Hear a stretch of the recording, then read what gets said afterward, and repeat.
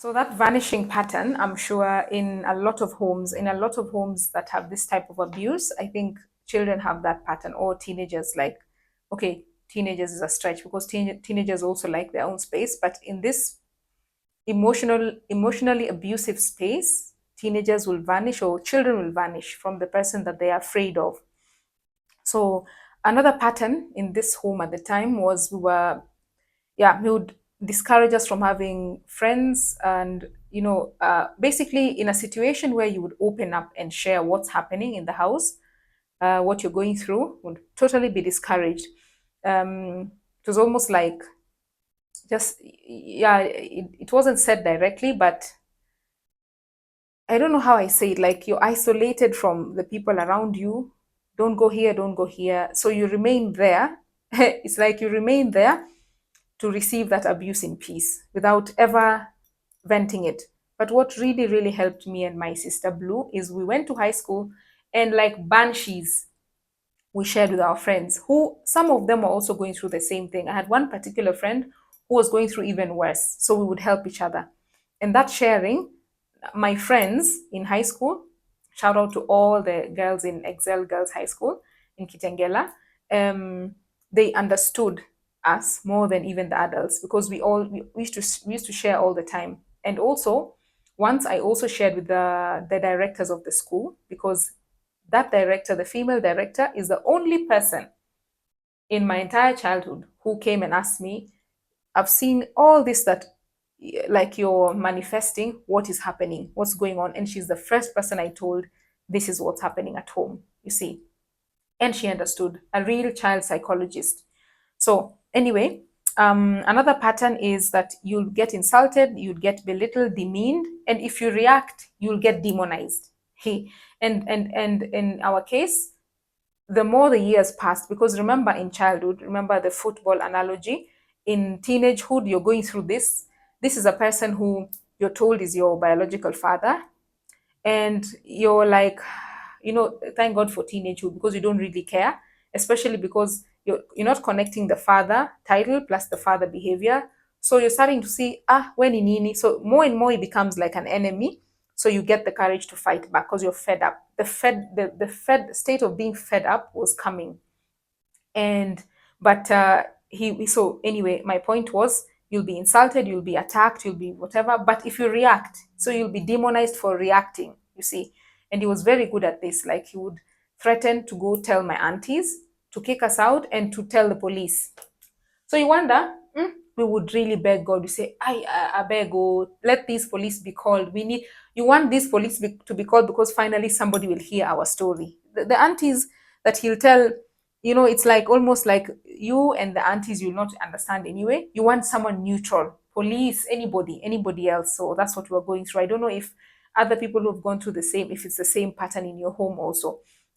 And yeah, stepma. I've mentioned stepma here. So what did we think of her at this time? So we met her as teens. So we knew, this story about how stepmoms are wicked and all that. We were kind of prepared. So we didn't see anything directly aggressive from her at all. She was always behind, these people who stand behind and influence the player, but they remain in the back. But when she was pregnant, which is the final year when we were there until 2008, and just in the beginning of 2009. Now, the pregnancy hormones, the horns, I call them the pregnancy hormonal horns, they started to come out. That's when you see someone's true colors. Pregnancy makes you different. So that's when we saw a bit of different treatment from her. Never really anything aggressive. I think nobody could ever be more abusive than Dr. K that I've ever experienced. Abusive directly, indirect. There's no indirectly with him. He tells you directly something, then watches your face, and you get insulted, and then he goes his way. So she could never match his abusiveness. But one thing I remember very clearly that time, I used to really feel sorry for her. She didn't know this, but we knew that she was also being abused physically, and also especially, physical violence, being given the jabs, but also verbally. I knew that. And in a way, me and my sister, we knew it just takes us to be kicked out and we are free. So, and also we were free emotionally, because the more he would be insulting us, demeaning us, and belittling us, the more we were detaching from him internally.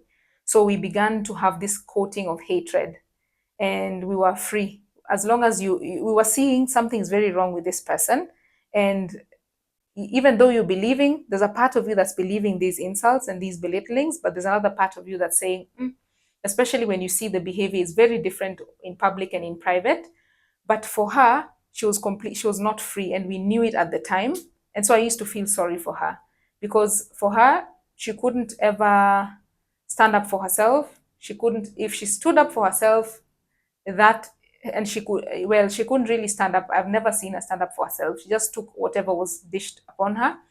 And if she ever stood up for herself, and I knew if she ever stands up for herself, and if she ever like leaves, maybe she leaves in a casket, not literally. So we were more free. We were freer than her. And yeah, so that's that. She was not really such a great presence. She was just like a bench player in this game. Never really directly had anything to do with us. The real battle was with the people who are biologically related to each other. Yeah, so that was an interesting point. And now I'd like to discuss the effects. What effects does this have on the teenager, on the child, this kind of narcissistic abuse? And as I mentioned, good thing, me and my sister, we always used to share. So there's nothing we're going through, we'll go and vent it to my friends. And they're always, high school, you just want to share and you'll be listened to. So this was a nice form of catharsis, a nice form of sharing that we didn't even know was so effective at the time. So as I think he would have preferred, or any person who's abusing the other person would prefer if you keep the things, hidden. Little did he know we were completely free, and sometimes we really did not want to come home. I remember when me and my sister, one time we just went by force, packed our bags and left, and went to visit. I went to visit my friend Rita, and Blue went to visit her friend Grace, and we stayed there. And we had told the parents of Rita and Grace we were staying for like, I think, 2 weeks. After the 2 weeks, we just didn't want to go home. Like, we just did not want to go home. And I'm thinking, who's going to go back there? Like, it's just no.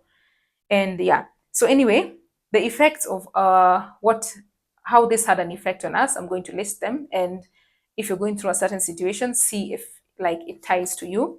So the first effect for us was the deep hatred of Luos, especially Luo men, not Luo women, but Luo men. Luo men, because Dr. K is a Luo, and the patriarchal, this bravado, oh my goodness, when we would see it, it would just disgust us in other men. So as a child, as a teenager, you tend to generalize a lot. You say, this person is this way, the other people are that way, and that's it. So the hatred of Luos was one. Another one is a lot of anger. And for me, that manifested internally as ulcers. So I was now physically, for the first time in my life, because of this toxic stress that was so much in such a short amount of time, that was somehow worse. Because you see, when we were going through the suffering with my mom, there was love there. So you're homeless, but you have love. Remember in my previous videos. Now with a person who's telling you every day that, between sips of tea, you're a mistake of Mother Nature, and saying it happily, like, oh, oops, by the way, do you know you're a mistake of Mother Nature? Then going on with his business. I internalized. See the way Kenyans we talk. I internalized it. My sister became feral. She became like a wild cat. So more on that soon.